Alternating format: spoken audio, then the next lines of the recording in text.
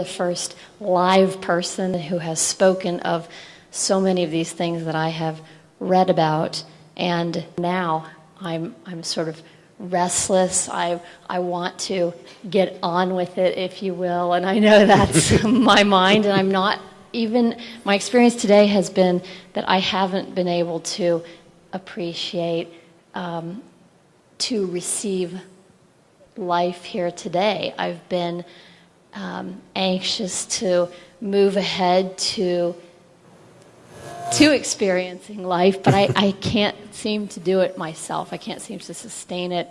Now, let's look at it through like an analogy. You're living in certain prison, let's say, there's a fort around you. Initially, if the wall is big enough, it all seems to be okay. Yes? Let's say this is 50-acre land, big wall, you lived in this only all the time, you felt quite all right. But then suddenly you see up and the birds seem to be going beyond 50 acres. The wind seems to be blowing beyond 50 acres. There is something within you which gets into the madness. People who are around you who pretend to be sane, they all tell you, stop that nonsense, just do what you have to do here. Don't have such fancy dreams, you know. And they're telling you, the so-called worldly wise people, they're always telling you.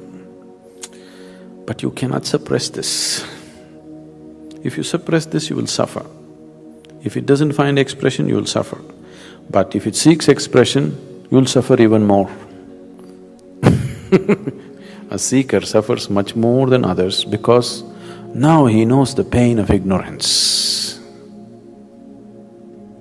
Most people in the world do not know the pain of ignorance. If you do not know the pain of ignorance, you have no real longing within you, isn't it? You are the kind, if you eat a pizza, you are happy. I'm not saying you should not enjoy your pizza. It's just that if you eat a pizza, you think life is fulfilled. Now you still don't know the pain of ignorance. You think by eating, sleeping or indulging in this pleasure or that pleasure, life is complete. You still do not know the pain of ignorance. The pain of ignorance should tear you apart. Then the longing to know becomes intense. If the longing to know becomes intense, it is just one moment. The reason why it seems to be so far away is simply because the necessary longing has not come. It is just off and on longing, accordingly off and on experience. If the longing becomes so intense that till I know I cannot sleep, I cannot eat, I cannot breathe, if it becomes like that, just in one moment you will know.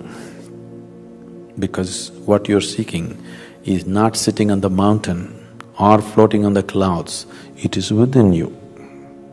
You know, Jesus told you, though he did his initial marketing about taking you to kingdom of God, the moment enough people gathered, he turned around and said, kingdom of God is within you.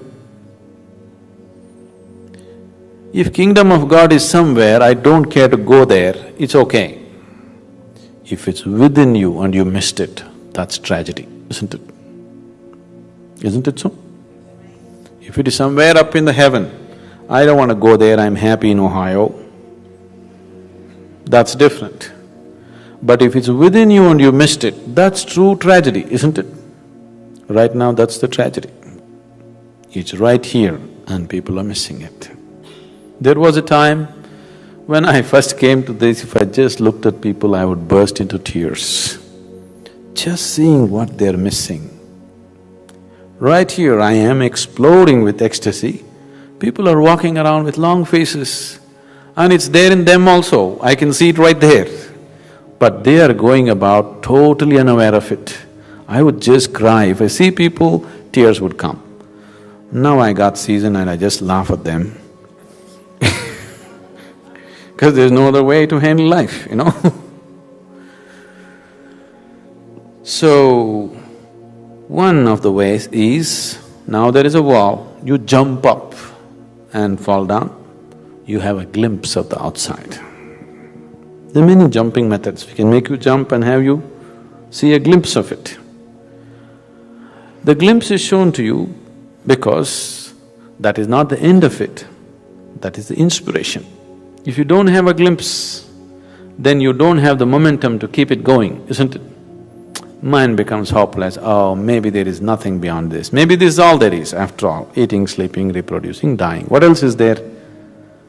This is all there is to life. You'll try to convince yourself. So a little glimpse is given so that now suddenly everything here becomes stale, you want to know something there.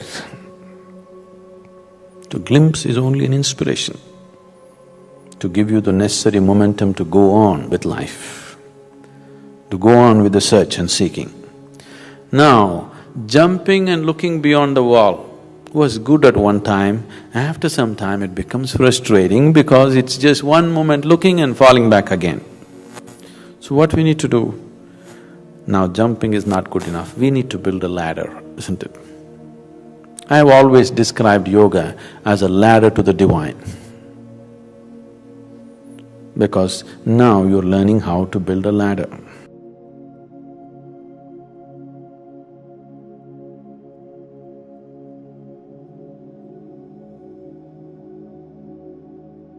The Ladder of Divine Ascent is a spiritual treatise that prescribes a journey of the soul towards God, using the metaphor of a ladder with 30 rungs, each representing a different virtue or spiritual state. The work is considered a classic of Eastern Christian spirituality and has been widely read and studied by monks and lay people alike. The ladder represents the steps that a person must climb to achieve spiritual perfection and union with God. These steps include virtues such as faith, hope, and clarity, as well as the overcoming of voices like pride, anger, and despair. The Ladder of Divine Ascent has been the subject of extensive scholarly analysis and interpretation. Researchers have explored its theological and anthropological dimensions as well as its representations in art and iconography.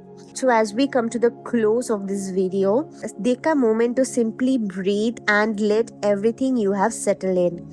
It is easy to get caught up in the rush of life, but it is in moments like this, when we pause and let go of all the noise, that true clarity can arise. This journey we are on is not about finding answers outside of ourselves, but about looking within, connecting with that quiet space where so much wisdom already exists. In every breath, in every step, there is a chance to experience something more profound, more connected to the deeper aspects of life. Sometimes it's just about being open and allowing things to unfold in their own time. There is no need to force anything. Trust that everything is moving as it should.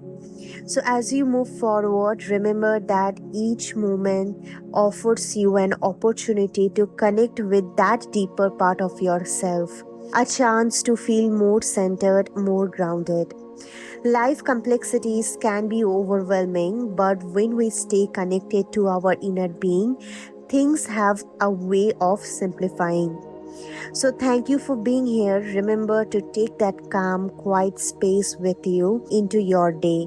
And if you ever feel the need, just pause and return to this place of stillness.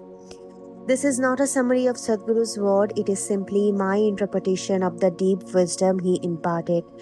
Please keep this separated and do not misunderstand. Thank you for joining today, and we shall see you tomorrow. Until then, please take care. Namaskaram.